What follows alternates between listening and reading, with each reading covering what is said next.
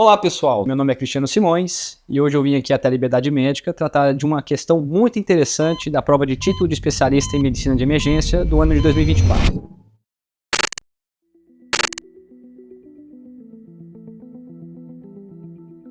Mulher de 45 anos apresentou dor torácica retroesternal seguida de síncope. Olha lá, ele já deu uma dica pra gente do que vai se tratar a questão. Então, a síncope seguida, precedida com dor external, é bem provável que se trata de uma síncope cardiogênica, Então, um acometimento cardíaco de forma direta ou indireta, levando a um baixo fluxo cerebral, levando ao paciente à perda de consciência. Foi trazida ao hospital por familiares.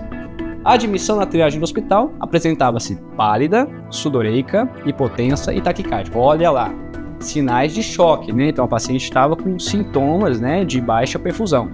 Foi encaminhada sabidamente para a sala vermelha. Esse paciente deve ser alocado à sala vermelha na chegada. Durante a monitorização, ficou irresponsiva. Foi confirmada a ausência de pulso central, ou seja, uma parada cardiorrespiratória, e foi brevemente iniciada as manobras de ressuscitação cardiopulmonar. Seu serviço dispõe de ultrassom na beira do leito e você decide utilizá-lo para avaliação. Com base na imagem, então ele traz para a gente uma imagem do que foi feito durante a avaliação da parada cardiorrespiratória, qual seria a melhor conduta. Então vamos tentar entender um pouquinho aqui a cabeça do examinador. As alternativas trazem para a gente o tratamento, qual que seria a melhor conduta frente ao achado da imagem que nós temos em tela. Então a alternativa A, toracocentese de alívio. Então toracocentese de alívio trata-se de um paciente com pneumotórax hipertensivo. B, é uma pericardiocentese, então eu preciso de um paciente com tamponamento pericárdio. C, trombólise endovenosa, então é um paciente com TEP. Bicarbonato de sódio é um paciente com acidose metabólica.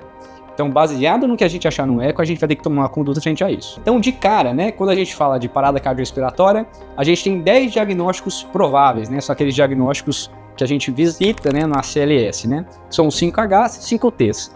A questão não aborda para a gente nenhum dado laboratorial informando para a gente causas metabólicas, Então, hipoxemia, hipovolemia, hipercalemia, acidose, hipotermia. Então, quando o examinador quer tratar dessas causas clínicas, ele vai dar um contexto clínico maior associado aos exames de laboratório, Então, a gente ficaria com 5Ts: tamponamento cardíaco, tromboembolismo pulmonar, tensão do tórax, que é o pneumotórax hipertensivo, e a trombose de coronárias. E tóxicos, seriam os 5Ts. Então, tóxicos a gente já descarta porque não tem nenhuma relevância em relação ao contexto clínico. A trombose de coronárias, que é o infarto, ele traz poucos dados, Normalmente o examinador que gosta de abordar esse tipo de questão coloca eletro, coloca dado de troponina, coloca bastantes informações na história clínica, Mas é uma coisa que sim a ser relevante, mas não parece estar naquele contexto das alternativas. Então a gente fica com 3 diagnósticos possíveis, O tamponamento cardíaco, o tromboembolismo pulmonar, a tensão no tórax, que é o pneumotórax. E aí ele traz um conceito interessante, que é a aplicação do protocolo CASA, que é a avaliação do ultrassom durante a parada cardiorrespiratória. Então vamos lá.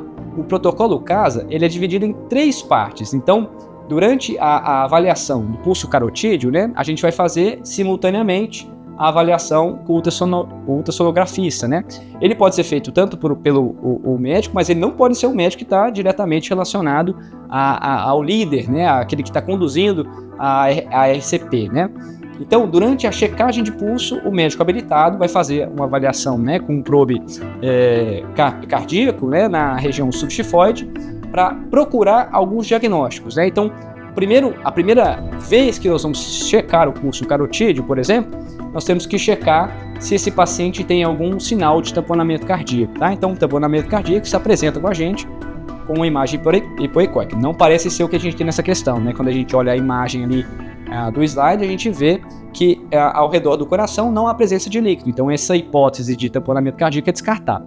O segundo passo do protocolo CASA é a gente avaliar a sobrecarga ventricular direita. Olha só, a imagem que nosso examinador traz durante a prova é realmente uma sobrecarga ventricular direita. Então, olha essa imagem ali. Se a gente olhar o lado direito, a gente vê o aumento direito em relação ao ventrículo esquerdo. Então, o ventrículo direito está bastante aumentado em relação ao ventrículo direito. Isso é visual. Olha como o átrio direito é maior que o átrio esquerdo.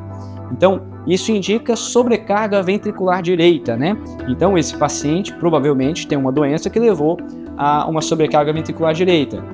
Esse passo do protocolo CASA é para avaliação de TEP. Então é bem provável que este paciente seja cometido por um tromboembolismo pulmonar.